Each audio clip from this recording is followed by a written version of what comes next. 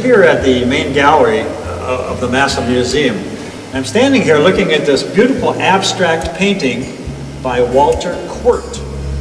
If you look at it, you see different elements, I think, of nature or whatever you think that you see here.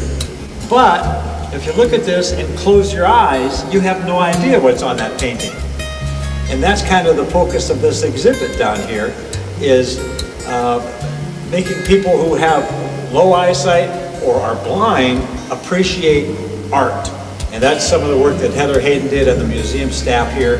And she's going to tell us a little bit about this exhibit and how when you come down to see this exhibit, you kind of maneuver your way around here and get a sense as to what this is all about. So we're going to drift over here to our first station here in this exhibit and talk to Heather again. Hello again. Hello. What am I looking at here? As I look around, I'm looking at these different consoles, and it looks like the consoles from the Enterprise on Star Trek. Sure. Okay. So if I can't see, what does this tell me? Absolutely. So at each of these kiosks, there are 10, one for each of the 10 abstract paintings from the Massillon Museum collection that are in the exhibit Blind Spot, A Matter of Perception. And you know, they do look a little bit like a Star Trek Enterprise console, you're right.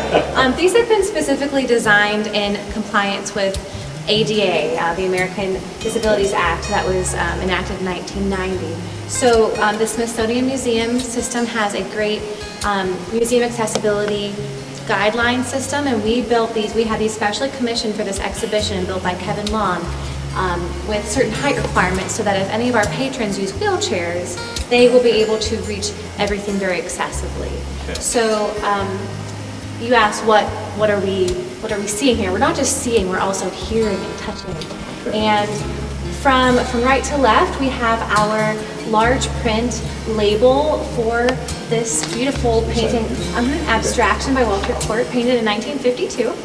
And everything that you see and hear and touch is made accessible to all of our patrons. So all the text that is here, and it is in large font to accommodate any of our patrons who have low vision. All of that is also down here in Braille. And all of the Braille in the exhibit was very generously given to us gratis from Clover Nook Center for the Blind and Visually Impaired in Cincinnati.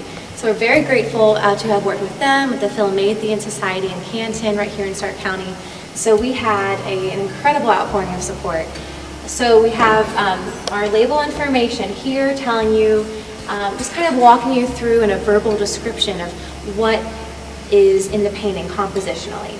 Can you imagine what you have to do to learn Braille? Well, amazing. I mean, you have to have a very high degree of sensitivity. Yeah, I would think so.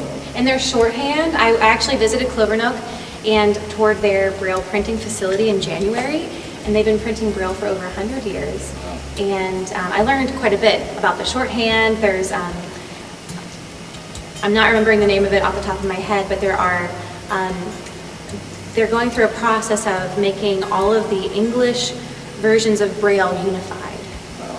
Yeah, Unified English Braille, UEB, wow. I believe. So actually we're going to be having, if you're interested in learning Braille, we do have what you have in your hand, a guide to reading Braille. You can take that from the gallery and take it home with you. Mm-hmm. And we also have a class on Saturdays, April 22nd, 29th, May 6th, and 13th here at the museum from 3 to 4.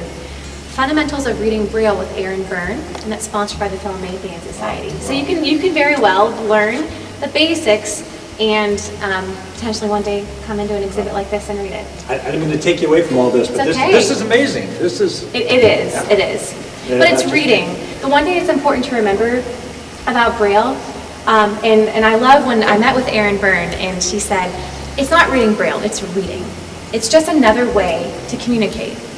So it's just, something that's interesting. They were at our big read kickoff, and it's just reading, just a different form of it, yeah. Wow. So here we also have another, and everything, by the way, on these kiosks, everything that you see here can be touched. So the paintings cannot be touched, but everything on the kiosk can be. So this is great for kids, this is great for grandparents, maybe, our senior citizens in the area, maybe they have low vision, but also like to spend time with their grandchildren. This is the exhibit for them. It's for everybody, art for everybody. So this piece right here is a tactile representation of the painting I was Yes. just standing in front of. Yes, and it's in aluminum, so it's very durable.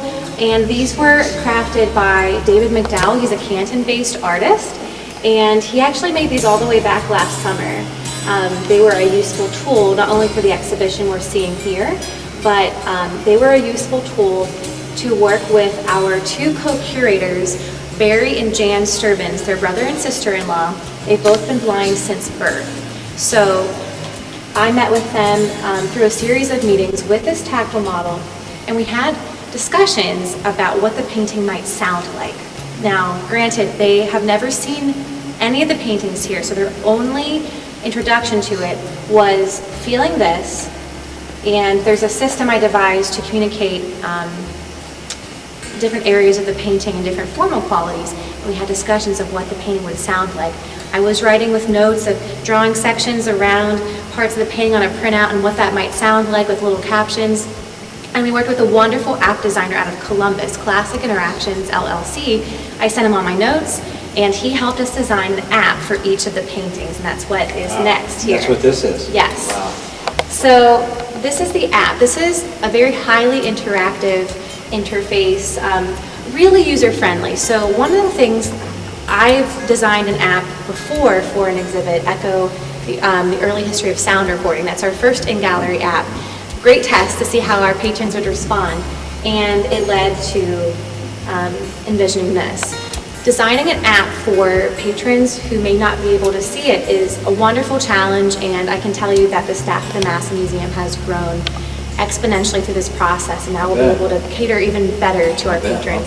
So what do I do if I come in here as a Yes. visitor to the museum? well, first you're What going are to pick up these your things for? headphones. Those are headphones that are on loan to us from the State Library of Ohio Talking Book Program. Those are on loan for I put us. them on? You're going to put the headphones on, and we do, in case you're wondering at home, we do sanitize everything in this exhibit. So it opened during the winter, during cold season, so have no fear, we are sanitizing everything. We don't want anything to prevent you Just from good look for me? interacting. Look good, sir. Takes me back to my ham radio days. Yeah, it does. I digress. So you're in the Enterprise right now. You're at your I'm in console, you have your Enterprise. headphones on. Captain Kirk, Captain Kirk. You're Captain James Kirk. T., whose middle name was Tiberius. Tiberius. We're not at the I tell you, we're not trivia doing that section yet. Sorry about that. No, it's okay. So for those of you who are at home, you're not going to be able to hear what Rudy is hearing, but that's all the more reason why you come to the museum and experience it for yourself. So this is the home screen here. And whenever you touch anything on the screen, you'll be able to hear something. So if you touch, for example, here, that's not really a button, but what the voice will tell you is you are now at the home screen. The artwork title, artist, and date is located above. Below, there are 3 buttons that take you to other parts of the app. So for someone who cannot see the screen, it allows them to know what the layout of the screen is. So all of these thought processes to make this accessible are very important. So up here, you can press to hear the artist's name, the title of the artwork. If you press here, you can get an overview of this specific artwork. The center button is a sound map of the artwork. And by sound map, what we mean is, it's a result of those conversations I had with Barry and Jan. What might this painting sound like if it could be interpreted not through the visual art, but just through art, through sound. So actually, I'm going to press on this real quick. So Rudy's hearing, it's actually my voice that's in the app. So when I became curator, I didn't know I would become, I guess, a voice artist. Yeah, you're like Siri. I am like the Massey Museum Siri. Guilty. So this is the painting that I was visually able Right. to see here a second ago. Yes. So for those of you at home who are able to see, what Rudy's doing is he is pressing with one finger and sliding it around the canvas. Each time he interacts through touch with an area of the canvas, he's hearing a sound that has been... Gusts of wind. Yes, gusts of wind. And that... Pulsating sound. The sound, the light pulsating sound is actually a very interesting anecdote. Strong wind in the distance. All of the sounds too, for any of our patrons who may not have full access to their hearing, they will be able to read a caption of the sound. So we want to make sure it was accessible to everybody. Children laughing and playing. Ocean waves splashing. Yeah. Wow. So these have all been, in this particular painting, the sounds have been curated by Barry Sturvins. And an interesting tidbit, a lot of people have asked me, what were the discussions like around the topic of color? Excellent question. It was something that I had thought about prior to my first meetings with Barry and Jan. And so, you know, we look at abstract art, and abstract art is so often associated with this, you know, color relationships, and sometimes like steeped in really like heady art theory. It doesn't need to be like that. And this is a perfect example. So we want to make sure this is accessible not only through experience, but just through understanding. Abstract art does not need to be scary. So color did not play a part at all because Barry and Jan have never experienced color. Don't know what color is. Exactly. Now, anecdotally, Barry, when he was a small child, he had light perception for a very short period of time. His only memory of color, and this came up when we were talking about this artwork, and when he had a very brief period where he could see some light perception, his only memory of color was seeing a very dim red Christmas tree light. So when we were talking about this painting, and this is actually the first one we ever did, I told him there was a red globular shape in this area, and at that moment I was taking his hand and putting it here. Yes. And that's when he expressed this anecdote to me. And so whenever you touch this, you hear a light pulsating electronic sound. That is in reference to that Christmas tree light. It's an old-fashioned Christmas tree light that has that buzz to it. Like it's going to trip a breaker any minute, yeah. Right. So in the entire exhibit, that is the only sound that is related to a specific color. Wow. Right. So that was really, the whole process was fascinating. We learned so much from working with each other. Yeah. So if you go back to the home screen, and I just placed 3 fingers on the screen to go back to the home screen. The last button that you can press is to learn about the Sound Map project in its entirety. So that'll walk you through, there's some photos of meetings in which I was working with Barry and Jan. I think actually there's a photo of me working with Barry on this particular painting. So and at each station, there's one of these that reflects a specific painting by the station? Yes. Okay. This last, where we're at now in the app, where it gives you an overview, that is the same on every app. But the other 2 areas are unique and specific to that painting. That you're at.